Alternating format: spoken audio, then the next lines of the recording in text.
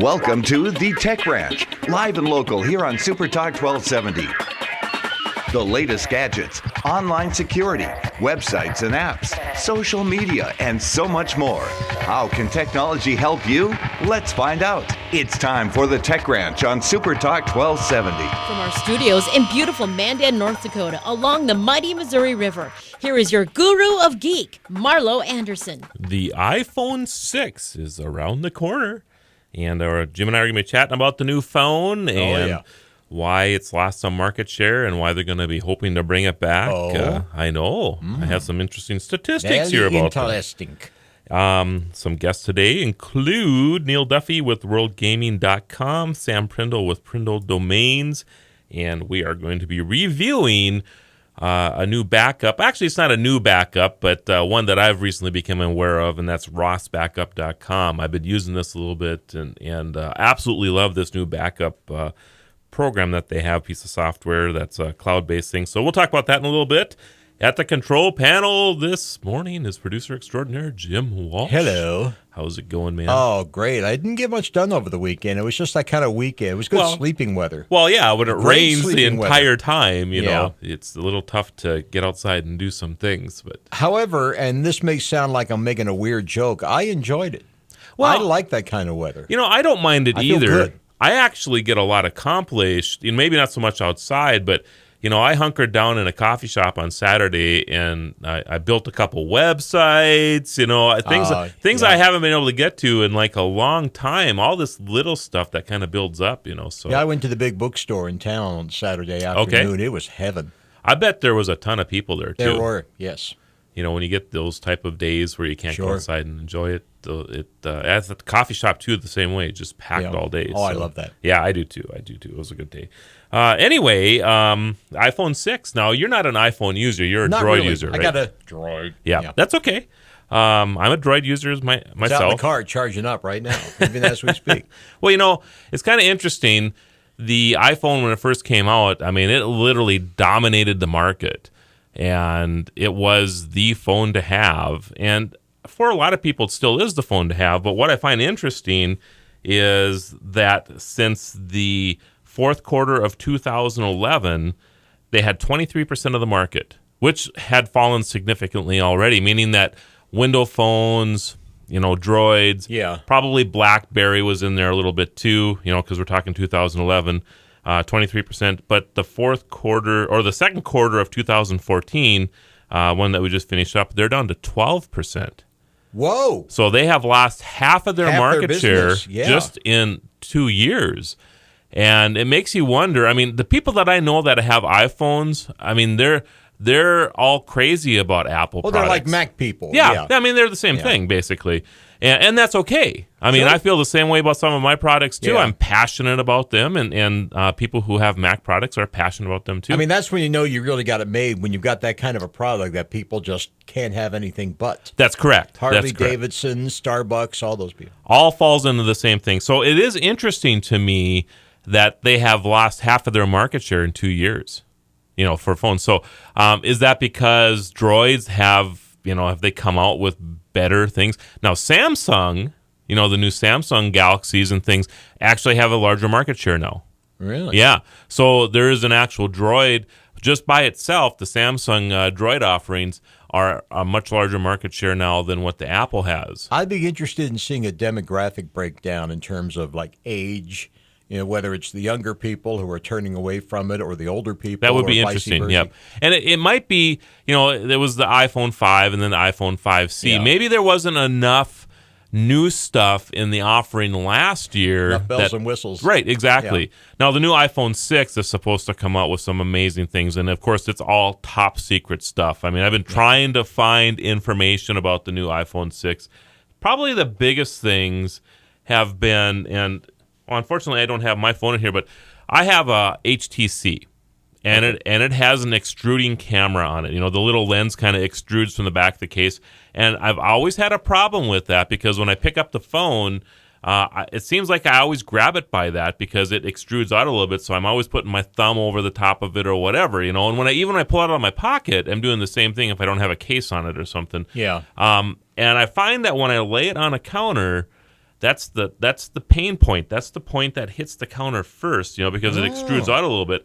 Well, they're saying now that the iPhone 6 has an extruding camera as well, and a lot of people are commenting that will be the weak point of the phone because, again, it sticks out a little bit. Now, I would imagine that they do this because they can get a better lens. Now, I will say that the phone that I have has an amazing camera on it, and that's the reason I purchased it. But I didn't think about the extruding lens part of it until after I had it for a while, So be looking for that. There's also talk about the new iPhone 6 having a larger screen, of course. There's a 5.5-inch iPhone 6 that's out there. And I believe there's another one. How realistically, how big can they get? I mean, they still has to fit in your pocket, right? Well, they call them phablets. Okay. It's a tablet and a phone. Oh, it's a fabulous. A phablet. A phablet. So that's what they're calling it, is a phablet. And it's been around. That word's been around for a while. But the iPhone will actually have its own version of a phablet now. And then, of course, they have the smaller 4.7-inch one. Which will be one that'll fit into your phone a little bit easier, or in your pocket a little bit easier. But yeah, they're coming out with these larger ones too. So or get bigger pockets. I don't know. What do you think about this trend of going to the larger screens on these phones? Do you like it? Don't bother me. My only concern is if you're as absent-minded and scatterbrained as I am, you're going to be misplacing that thing all the damn time. Right. Yeah, and I'm the same way. Seriously, that's my concern. Yeah, it's good that I have tracking software on my phone because I would lose it all the time. I lose my car keys about twice a week. Yeah, yep. You and I have to have, we're going to have to get those little geotags, and I'll have to get a hold of a company, see if they can send us some to try out so we can report back on them because I'd love to try that stuff out because in the last week, I've lost my keys, my glasses. I'm always losing my glasses. I left my prescription glasses I left at a restaurant and was missing them for a day. Of course, my phone, too, is the same thing. Yeah. All the time missing I've my had phone. the people from Barnes & Noble call me. I'm trying to remember how they did this because they found my phone. Okay. And they called me. How they called me? I think somehow they had my wife's number. And they called my wife's phone. They said, Mrs. Walsh, tell your husband we let this phone here again. They're probably used to it over there. Yeah. So anyway, after the break, everybody, we will be talking to Mr. Neil Duffy. He is with with WorldGaming.com. So come on back. Right now, 55. Get the traffic and weather information you need anytime on Supertalk 1270 and online at supertalk1270.com. Follow the Guru of Geek at facebook.com/The Tech Ranch or Twitter at Guru of Geek or thetechranch.com. Here again is your Guru of Geek, Marlo Anderson. And welcome back to the show, everybody. We want to welcome everybody who listens to us on the Blueberry Network, the Tech Podcast Network. We're on TuneIn now, and of course our own app, Radio Pup. So all kinds of ways you can catch the Tech Ranch, either live or after hours. I remember now what happened when I misplaced my phone. Yes. I left it without realizing at Barnes & Noble. Okay. And what happened was I found my wife's phone. I figured, well, I'll call my phone. Sure. See if anybody answers it. And sure enough, they answered it at Barnes & Noble. Really? That's how it worked. That's interesting. Yeah. So, yeah, cool. So at least they had the decency to answer it. I think that's fantastic. So they must have had it in Lost and Found, and they're probably used to that protocol already. I bet certainly with me they are. People leave them all the time. Oh, so, yeah. Yeah. Anyway, on the phone, we have Mr. Neil Duffy. Neil is with WorldGaming.com. Neil, how you doing? Doing well, thanks. How you doing? Doing fine as well. Yeah, we're bringing you in a little bit early. I hope I'm not catching you off guard there. No, not at all. No, just excited to be here. We're excited to have you online as well. So tell us a little bit about WorldGaming.com. Yeah, so WorldGaming.com is essentially a platform for people to go and play video games, head-to-head leagues, tournaments for real money. So you can go and play your friends or strangers anywhere across the world and have some wagers on it. Really? Yeah, it's a great idea, right? And when you think about it, it's a no-brainer. But we're just getting off the ground, and hopefully to do big things over the next few months. So if I wanted to play now, so give me an idea about a game that you and I could play against each other on. Yeah, any of the games you know and love, Madden, FIFA, Halo, Call of Duty, anything like that. Any of the big console games, PC games, mobile games is what we're going to be involved in. Okay. And so I'm looking at your list right now. So you have NHL 14 on here, Mortal Kombat, of course, FIFA, like you were saying. So all of these, Madden 25, I mean, all of these are available. And I wanted to play against you. I can actually wager against you, and that's kind of crazy. Yeah, it's an awesome revolutionary idea. Depends on your state. Some states allow it, some states don't. Depends where you are in the world.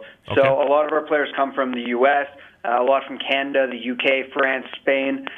So you'll have to check with your local legislation and make sure that it's a viable option. Okay. But especially with the release of Madden tomorrow, we're very excited for the new season of that. And who wouldn't want to go online and play against some of their buddies and throw $5, $10, $20 on the line for bragging rights? Sure. That's interesting. So is there a way that you can kind of go up the ladder a little bit and as you show your skill level that you can play against other people that are maybe have the same type of handicap, or how does that work? Yeah, absolutely. So there's the ranking on the site for what your level is, and you'll kind of figure that out as you go. A lot of the people that have a ranking, 6, 7, 8, they're the really good players. They're going to be the pros. So we have leaderboards and brackets that kind of cater to that kind of clientele who want to go and have the big money tournaments. In the past few years, we've done the Challenge Series in Vegas, where we've actually had $1 million prize pool. So we're going home, and the winner of that tournament is going to walk away with a couple $100,000. That's life-changing kind of money. That's very, very interesting. So what's the age bracket of people that you have participating in this? It depends, again, on your state. Majority of it is 18 to 35, 40. Okay. In some states, we recommend it's 21 plus. But, in Canada or in the UK, when you're 18 years old, that's when you've got the most amount of time to be in front of your console, practicing your FIFA or Madden skills. And that's where we see a large proponent of our clientele is, the 18 to 25. Sure. Very, very intriguing, actually. So I've watched some of those world championships with some of these games. That is a very, very intense competition. It can be, yeah. So what I want to do is kind of break it out of that mold of just the serious gamers. And I'm here at World Gaming as our VP College Network.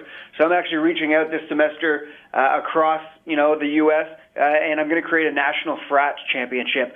So we're going to have, the frats in Ohio play the frats in Michigan, play the frats in Wisconsin, so on and so forth. And we're going to crown a national frat champion, hopefully in or around the Super Bowl for Madden, and then in or around spring break for NBA.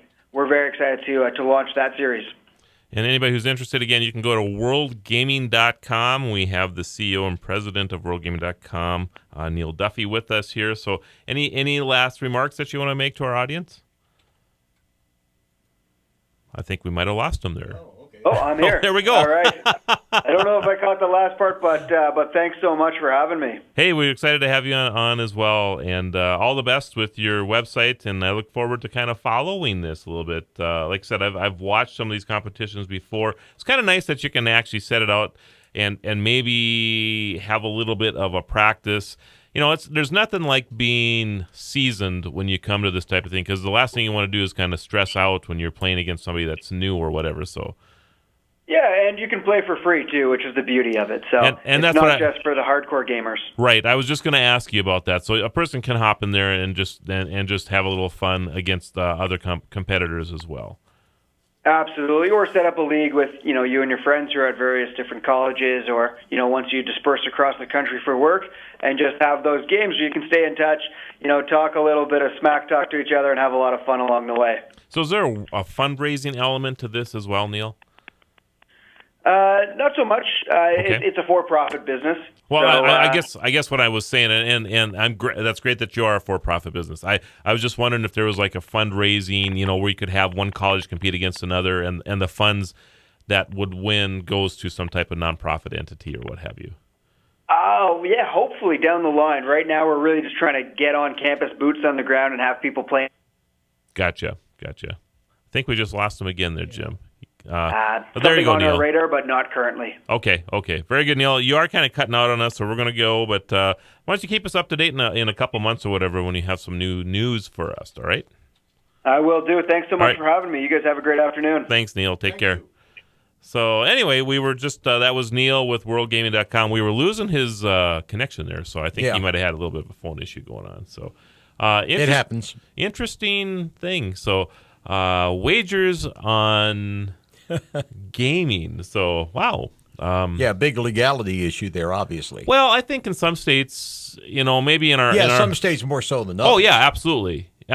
But and some of these, it's amazing that some people actually make a career out of gaming now. I mean, you would never believe that would be the case, but that's exactly what's going on now. Well, if it's anything like professional gambling, which I don't do, I've never done it, but I've talked to people who do gamble professionally for a living. It is work. You really have to have your strategy down. Yep. And you really, it's a very slow process. You're not going to hit any big jackpots. You're going to come out like a few dollars ahead on any given day, and it adds up, and that's how you make your living. Right. But don't make no mistake about it. It's not like James Bond playing Baccarat in the movies. Right. It really is work. You really have to work at it. Yep. I think the one thing with gamers is, if you get really good at it, you actually can pick up a job doing it, So this is a way that I think a person, if you wanted to get recognized, if you win a tournament or two here or there may be a Hasbro or somebody out there that wants to hire you to test games for them, or maybe even, come up with ideas for games or what have you. Hasbro, are they still in business? They're still in business, cool. yeah. G.I. Joe, man. Yeah, that's exactly right. Yeah, there's a lot of those companies. In fact, they've flourished through the years now because of the gaming that's going on. So we were just talking about, before the break, we were talking about the iPhone 6 and how it's lost market share. Of course, the Droid has really come on board over the last few years, and Samsung is probably the major competitor. But I think the one thing that we want to really clarify is that a Droid isn't a Droid, or it's a Droid, but there's a lot of versions of Droid. I guess the thing with an iPhone, Jim, is that you can actually, when you buy an iPhone, you buy the same iPhone that I do. It's made by the same manufacturer. If I have an iPhone 5S, that's exactly what I'm going to have, and that's just how it is. With the Droid, there are hundreds of manufacturers, and they don't all work the same. They may have the same operating system or what have you on them, but you kind of get what you pay for with those particular devices. I mean, you can go out and get a Droid tablet for under $100 nowadays. They just don't really work the best. Have played with them a little bit. They're okay, and especially if you're using for, for example, I've turned a lot of people on to Square or PayPal card services and talked them into just getting a cheap Droid, and that's their card terminal. So, you pay $50 or $75 for this, and you have a card swiping machine that's portable and that type of thing, and people really like that. And that's what's great about lower cost items, is you can create single use type of scenarios for them. But if you're going to be spending, if you're going to kind of get what you pay for with the Droid. I've always just said that. I mean, if you're going to pay little money for one, you're probably not going to get a lot of multi-use out of it, I guess is the best way you can say it. I mean, things are just going to be a little bit slower than what you would anticipate. You always have to spend a little bit extra money. And I think that's where Samsung really has, and others too. Lenovo is another one that has really set the standard for tablets, for Droids. And you pay a little bit extra for those, but you get amazing machines. And the same is true with iPhone and Apple products, because you get those amazing devices. But it's because it's made by one manufacturer, it's always the same, and so you don't have as much investigative work. And I think that's one of the reasons that Mac products have always flourished, is because of that, Jim. So I don't know what your thoughts are on that. As good a theory as anything I could come up with this early in the morning. Got to remember, I'm not awake yet. We both suffer from that Monday thing, don't we? Yeah. I generally like to sleep till the crack of noon if I can. Sure. So, before we go to the break here, what do you do for backup? I know we talk about it a lot on here, but I don't know if I've ever asked you specifically about how you back up your computer. I'm a big believer in redundancy. Okay. I will save things to 2 or 3 different files. Okay. I do like to use Yahoo as a repository for a lot of stuff, Yahoo Mail. Oh, okay. If I got something I absolutely positively don't want to lose, I'll put it, among other places, in my Yahoo Mail. I'll make it like it's a letter to somebody Sure. or an email, and then I'll click Save It to Draft, and then I can go back to the draft section of Yahoo email if I lose it elsewhere. I've never heard of that before. That's Yeah. actually an interesting way to save stuff. I mean, It's a lazy man's way of doing it, but it works. well, I mean, I would say I do the same thing with my emails too. I mean, I have Yeah. I have hundreds of file folders in my email. That probably isn't a good thing, but I use mine as a file system. So Now, to if speak. Yahoo Mail ever goes out of business, I'm in trouble. Yep. Well, you can say the same about any type of Well, yeah. backup system, of course. But that's an interesting scenario. So That's yeah, just something I came up with one day. I had something and I wanted to save it, and I was on Yahoo, Sure. doing my email stuff, and I thought, I'll just put it in the draft and save it right there. Okay. sure. Well, that's kind of a precursor to like Google Drive. I mean, Yeah. Google Drive does kind of the same thing with Gmail. Or what's the one where you can save the big files and send them to people or retrieve them later? Yeah, that would be Google Drive would be Dropbox. one, or Dropbox. Dropbox. Yep, same type of scenario. Same You deal. bet, you bet. All right, everybody. After the break, we will continue our conversation on backup. We're going to be talking about rossbackup.com, also Overswipe. So come on back. Right now, 55. Our own radio station. Not Fargo, not the Twin Cities. Proud to be Bismarck and Mandan's own Super Talk 1270. We're back to the Tech Ranch. Stream this program now at supertalk1270.com. Here is your guru of geek, Marlo Anderson. So we had the earthquake yesterday, and I don't know if you've been following it or not, Jim. Yeah. Okay, but this is interesting. A company called Jawbone. Are you familiar with Jawbone? I think we've talked about it, right? They actually have Bluetooth headsets. That's what they were really famous for, when they first started off. And they were probably, one of the premier Bluetooth headsets that you could get your phone or whatever. But they have a fitness app or a fitness device too, and it keeps track of your daily routine. Right.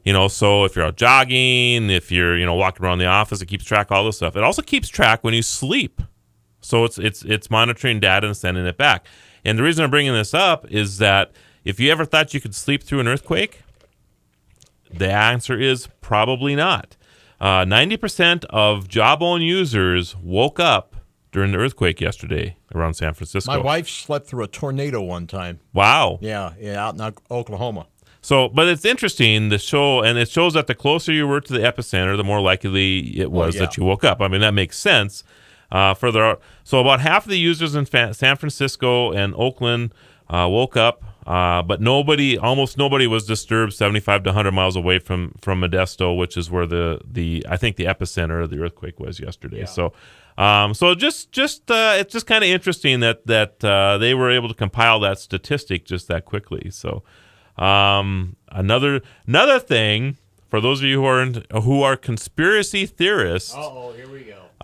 Governments are buying tools that track your phone nearly anywhere. Well, of course they are. And we're not talking the United States here. We're talking, yeah. So Jim's eyebrows just go up. We're talking anybody who has the money to do so can buy the software that will track your phone movements. So it's not just for the country that you live in anymore. Now, I'm not really sure what they gain from this. Maybe there's a lot of information they gain from this. I don't know, but it is interesting that it could be just more than your government that you live in, the country that you live in. They fluoridated my water, and now this. So, thank you, Tech Geezer. And this precious bodily fluids. Yes.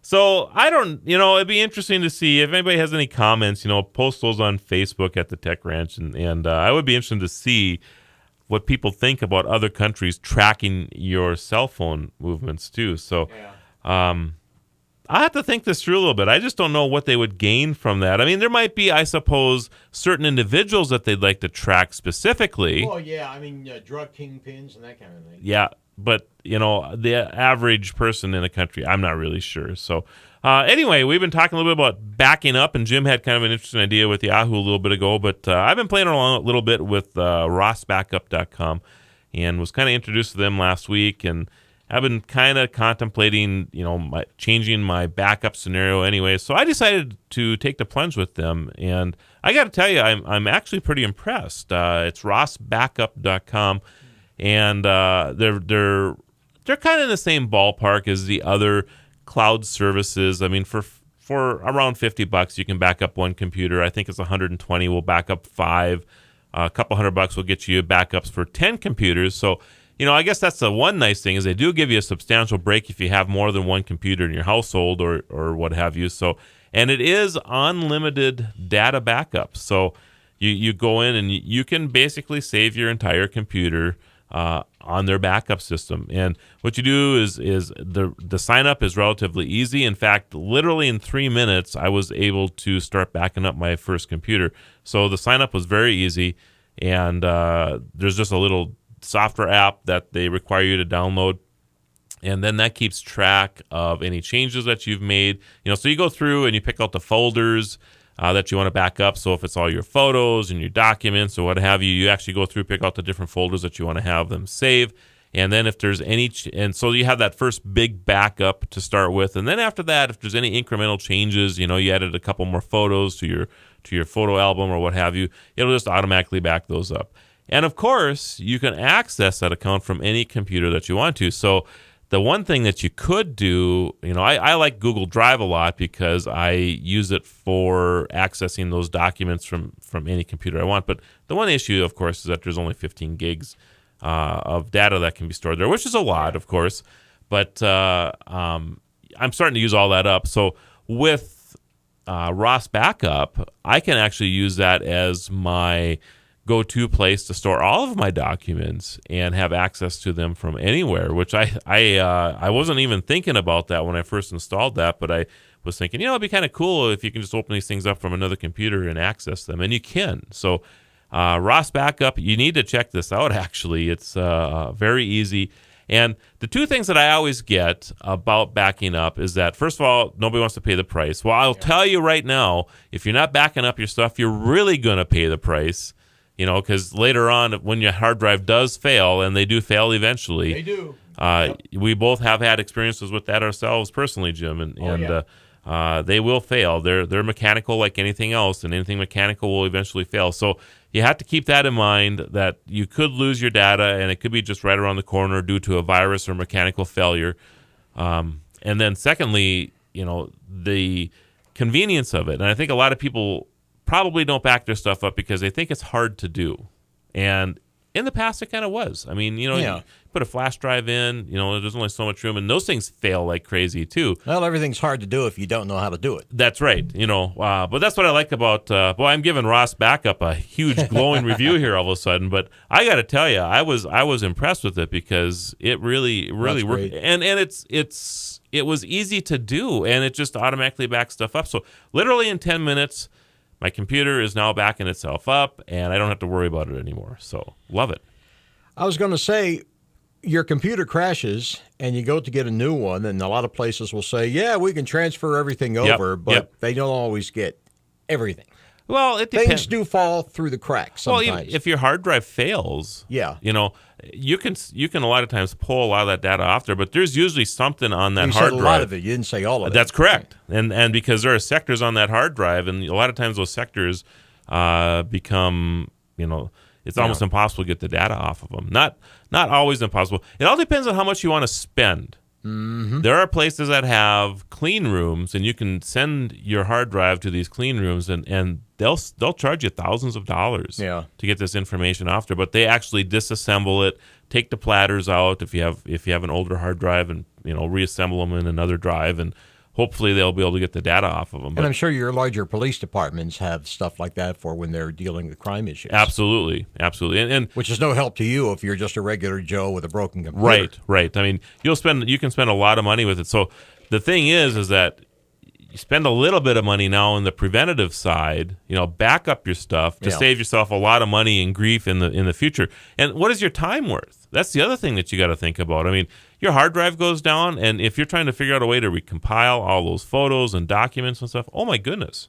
Well, if it's a business, especially if it's business related, you have to think of it as, what's the investment worth to you? Right.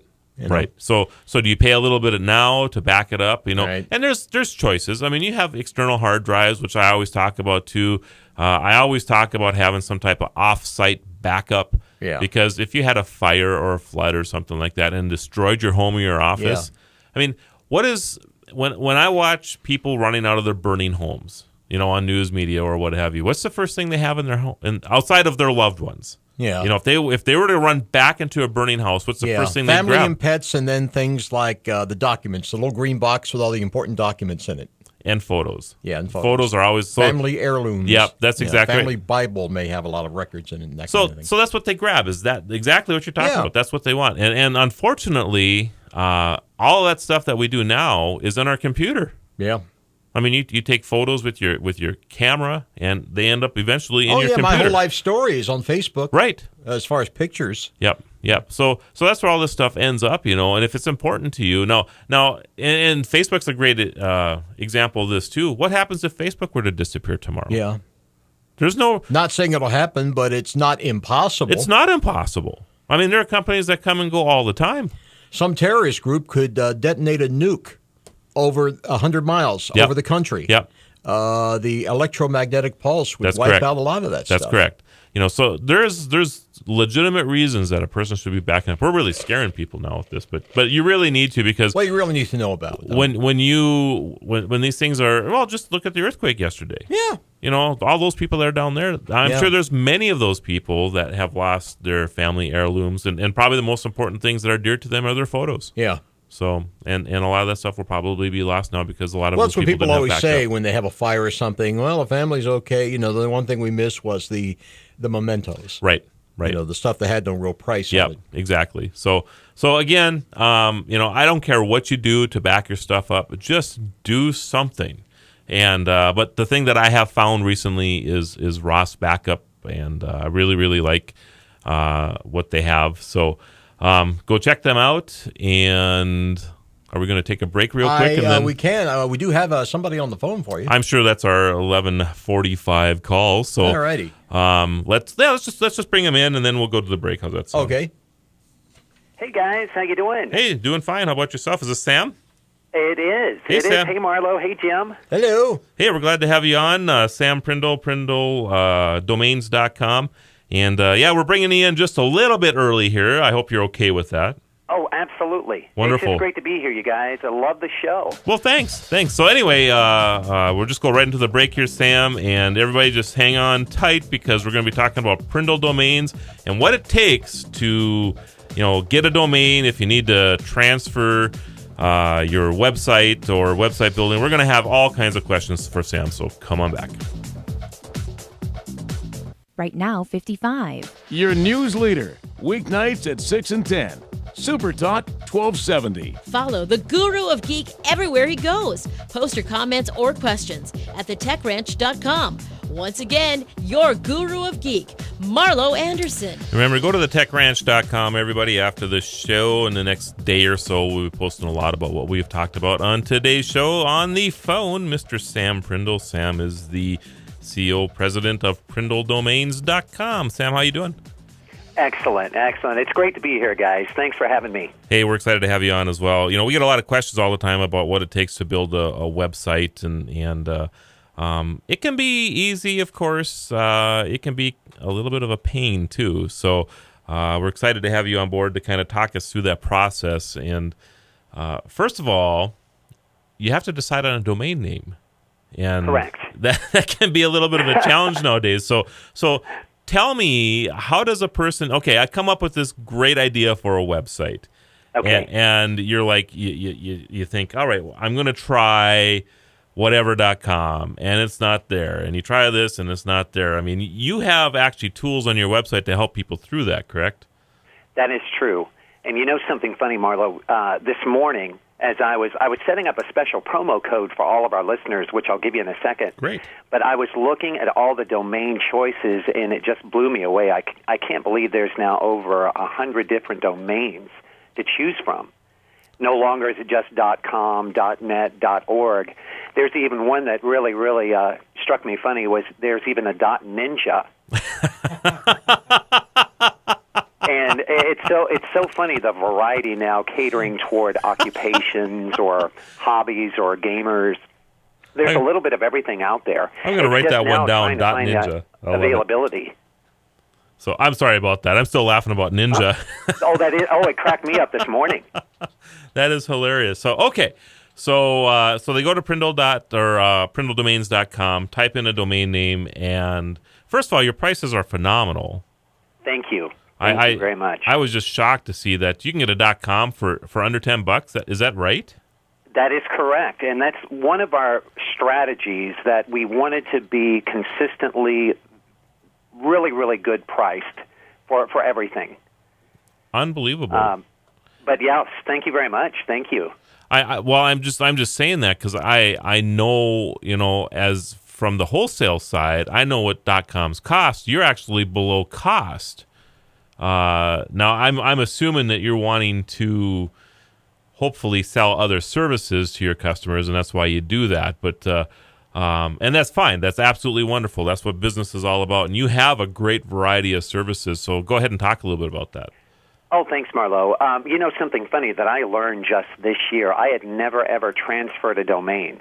Okay. So it was quite a learning experience for me. And one thing that I'm really, really thankful that we have, for anyone that's a true beginner, and let's say they want to transfer their existing domain to Prindle Domains and save a little bit of money, there is also a transfer concierge available that can walk them through the process. Oh, wonderful. Anytime, 24 hours a day. If they have the desire to do it at 4 in the morning, they can. Okay. And you're right. It can be a little bit of a pain. I've dealt with transferring hundreds of domains over my lifetime. So it is quite a challenge. And if you have a concierge that kind of helps you through that process, that's fantastic. Oh, it's nice. We also offer web hosting, email accounts, security features. And for someone now, I love websites. I'm not the most talented at building them, so I usually look for other sources for help. And we have professional website builders on staff, which is phenomenal. Okay. They've helped me out a bunch. So if you host someplace, and I'm just kind of throwing this out there because you'd mentioned the email now, and sure. you don't want to change your host, but they don't offer email services. Are you able to accommodate that? We are. Okay. We are. So and I know a lot of people, and I'm just picking on, there are some free services that are out there, to host a website on whatever, but their ability to offer additional services like email can be a challenge sometimes. And I know a lot of them push you to Gmail or what have you. That's not always the best source. And it's nice to be able to use your domain name in your email address. It is. And, I'm sure that you and Jim have probably ran into this. I, in the past, have used free services and one day found out that they weren't there anymore.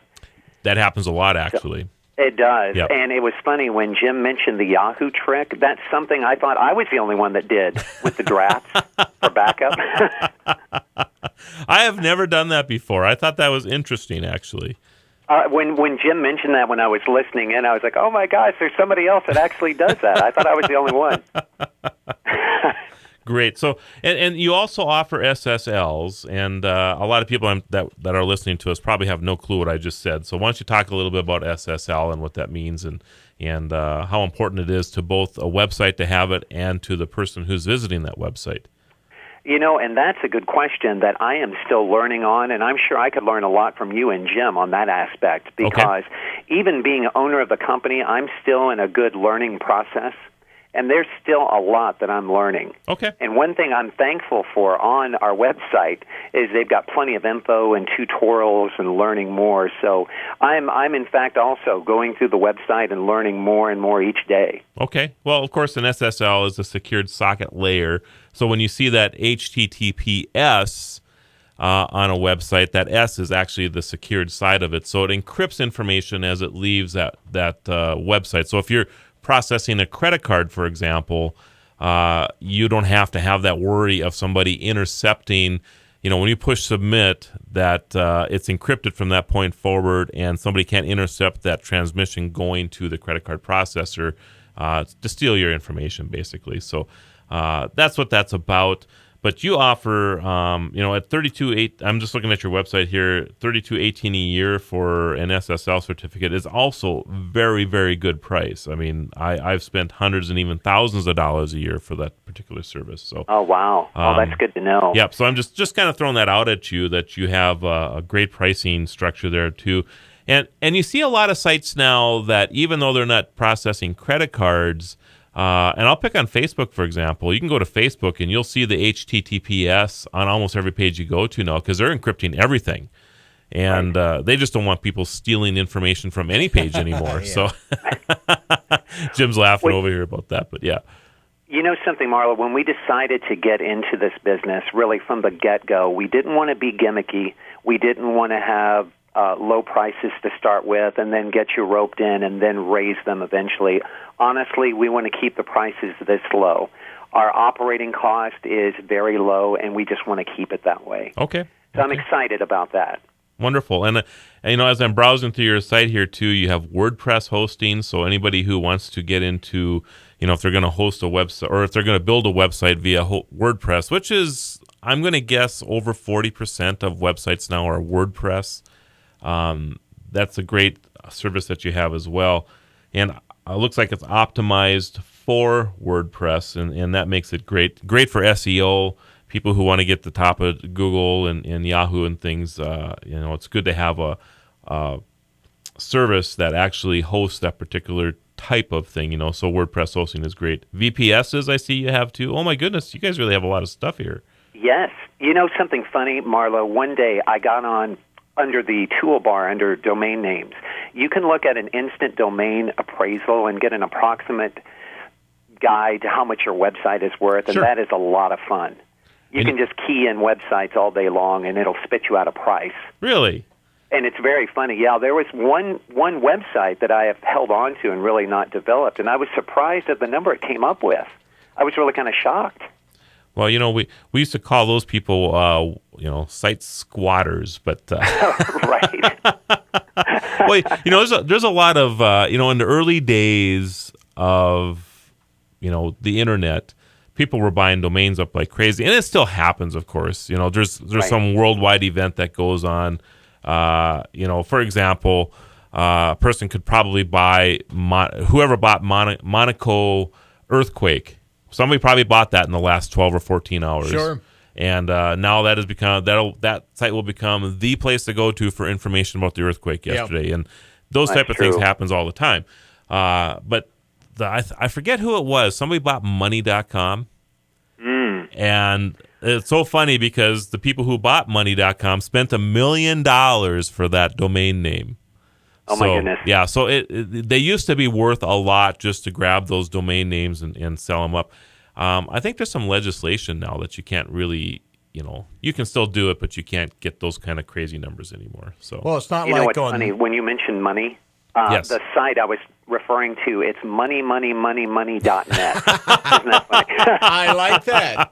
Money, yeah. We know the TV show 2.5 Men, right? Which nobody watches anymore. Yep. But Ashton Kutcher's character is a guy who literally made $1 billion he just happened to have the right domain name. I see. That somebody wanted to pay big bucks for. Yep. I'm thinking, how often does that happen?